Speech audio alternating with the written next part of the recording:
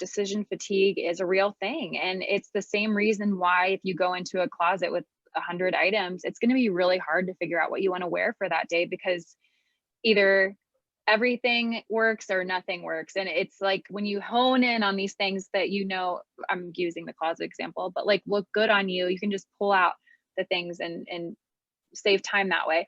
And it's the same thing with toys. If you have a toy room just overwhelmed with toys, it's like, oh, I like that. Oh, I like that. Oh, I don't like any of this. And when you declutter that space and have a few items in there, they can really pinpoint what it is that they want to play with. At least I've seen that in my own kids and even my friends' kids.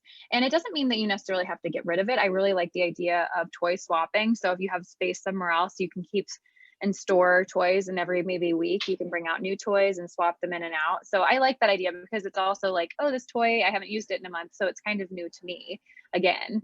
And so I like Yeah. that when it comes to decluttering. We did that toy rotation and it really like was great because it would be Mhm. like, oh, the kids are antsy. Here, we'll just put in the new toys.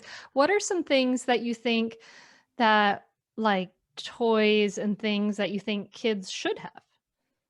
Ooh, goodness. So I always really wanted my kids to like everything wooden, that beautiful aesthetic, and they don't really care that much about that stuff. So I would say the things that my kids really do enjoy are anything arts and crafts, and I don't mind having those because we're using them and they're using their creativity, and it can be open-ended. And I would say really any open-ended toy I really do enjoy. So I really like Magna-Tiles for that reason. And I had a talk with someone the other day. I'm not opposed to Barbies. I think if you're going to have like a ton of Barbies, maybe we need to cut it down because you're not playing with 20 Barbies. So I am constantly going through Charlotte's and I'm like, okay, which ones are we going to donate to Goodwill or wherever it is that we're donating to, or want to give some to your friends? So I would say anything open ended. My Martin got these, which you were holding up that little lizard, so it reminded me of it. Yes.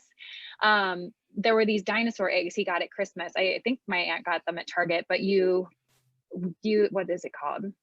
You like through the little egg to find the dinosaur, and he would sit and work on those for a good half hour, and then he'd get the dino. And I want to say there were 12 of them. So like that was a nice little thing that he could do every other day for a couple of weeks that was really enjoyable. And now he has these dinos that he uses in his kinetic sand. So it's things like that that um you wouldn't think like, oh, a minimalist has these little dinos in her home, but it works for us. And I think you mentioned one in or one out at some point when I've been talking to you.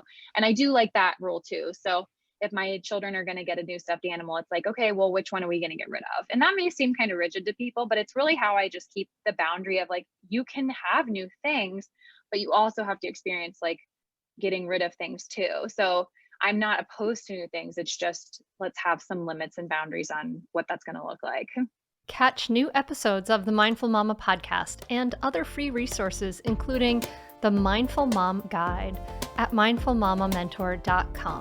You can listen to every back catalog episode, including interviews with Dr. Dan Siegel, Janla Van Zant, Sharon Salzberg, and get meditations, join our private Facebook group, and more. Go to mindfulmamamentor.com now. I'll see you there.